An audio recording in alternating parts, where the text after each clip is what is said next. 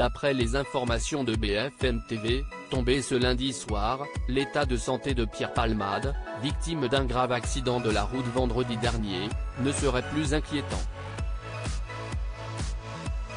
S'il est encore en réanimation, s'il est uniquement sous surveillance, car il s'agit du protocole habituel à la suite d'un choc thoracique.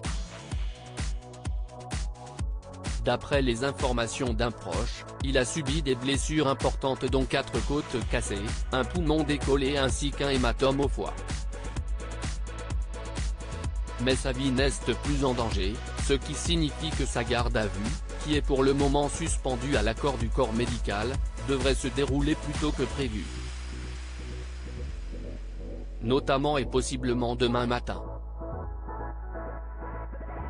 Car pour rappel, il est exposé à des poursuites pour homicide et blessures involontaires par conducteur sous l'emprise de stupéfiants, les analyses toxicologiques ayant révélé la prise de cocaïne au moment des faits. Il avait été retrouvé incarcéré dans sa voiture après un choc avec 2 autres véhicules dans un accident de la circulation qui s'est produit à hauteur de la commune de Villiers-en-Bière en Seine-et-Marne, à proximité de Damary-les-Lys, sur la RD 372.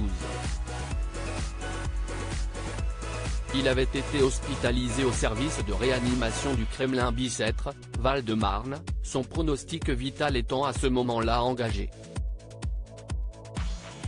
3 personnes ont été grièvement blessées lors de l'accident de la route impliquant la responsabilité de Pierre Palmade ce 10 février 2023. D'après les premiers éléments de l'enquête, la Peugeot de l'humoriste a percuté frontalement une Renault Mégane, après s'être déportée, dans laquelle se trouvaient 3 personnes, une femme enceinte, son beau-frère de 40 ans, qui conduisait la voiture, et l'enfant de ce dernier, âgé de 6 ans.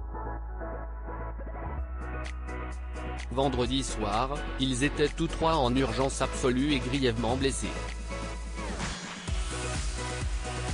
La jeune femme, enceinte de plus de 6 mois, a perdu son enfant mais ses jours ne sont plus en danger. Elle a subi depuis une opération du dos. Suite à ce drame, le procureur a décidé de requalifier l'enquête en homicide et blessures involontaires par conducteur ayant entraîné une incapacité totale de plus de 3 mois. En effet, le parquet a considéré que le fœtus était viable, ce qui explique le nouveau chef d'enquête.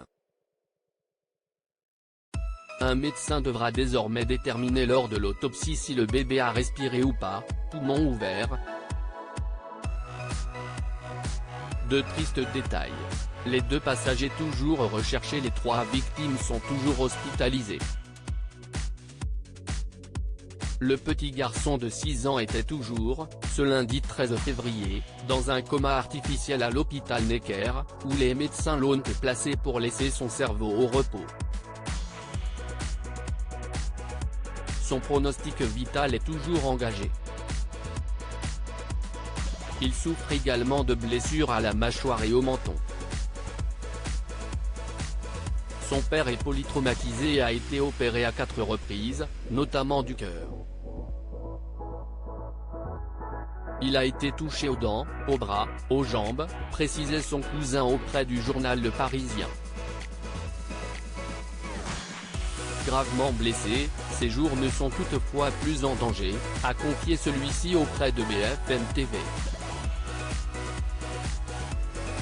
A noter que Pierre Palmade était accompagné dans son véhicule par 2 passagers, qui ont finalement décidé de prendre la fuite juste après l'impact. Un comportement irresponsable passible de poursuite pour non-assistance à personne en danger.